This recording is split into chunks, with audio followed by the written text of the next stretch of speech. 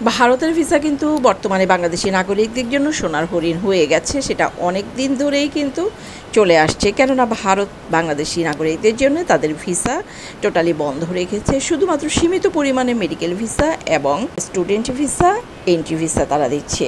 এছাড়া বাংলাদেশে 15 থেকে 16টিরও বেশি ভিসা পরিষেবা ভারত দিয়ে থাকে। সেই সব পূর্ণ ভিসাগুলি হয়তোবা খুব তাড়াতাড়ি কিন্তু আর ছাড়বে না তারা, বা চালু করবে না।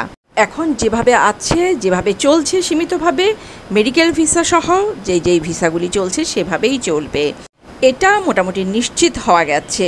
আর ট্যুরিস্ট ভিসা সে তো অনেক দূরের কথা, যেহেতু নর্মাল ভিসাগুলি তারা ছাড়ছে না, ট্যুরিস্ট ভিসার প্রশ্নই আসে না। কেননা গতকাল শুক্রবার পররাষ্ট্র মন্ত্রণালয়ের সাপ্তাহিক ব্রিফিংয়ে এক প্রশ্নের জবাবে মন্ত্রণালয়ের মুখপাত্র রণধীর জয়সওয়াল বাংলাদেশ সরকারকে আরও একবার মনে করিয়ে দিল, তারা চায় সেদেশের সরকার সংখ্যালঘুদের উপর হামলাকারীদের দ্রুত সাজা দিক, অন্তর্বর্তীমূলক নির্বাচনের মধ্য দিয়ে বাংলাদেশ সব বিষয়ে নিষ্পত্তি করুক।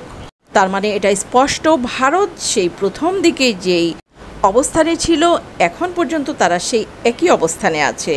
যতদিন না নির্বাচন হচ্ছে, যতদিন না নতুন করে আরও একটি সরকার গঠন হচ্ছে, ততদিন পর্যন্ত ভারত বাংলাদেশের সাথে বর্তমানে যেই সম্পর্ক বজায় রাখছে সেই সম্পর্কই কিন্তু থাকবে।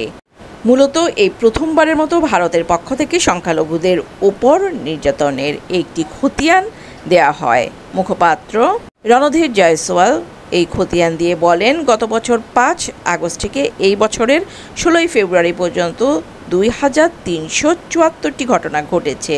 তার মধ্যে সেদেশের মানে বাংলাদেশের পুলিশ 1254টি ঘটনা যাচাই করেছে। এসব ঘটনার 58% রাজনৈতিক। তিনি বলেন, ভারত চায় প্রতিটি ঘটনার পুঙ্খানুপুঙ্খ তদন্ত শেষে অপরাধীদের সাজা দেয়া হোক।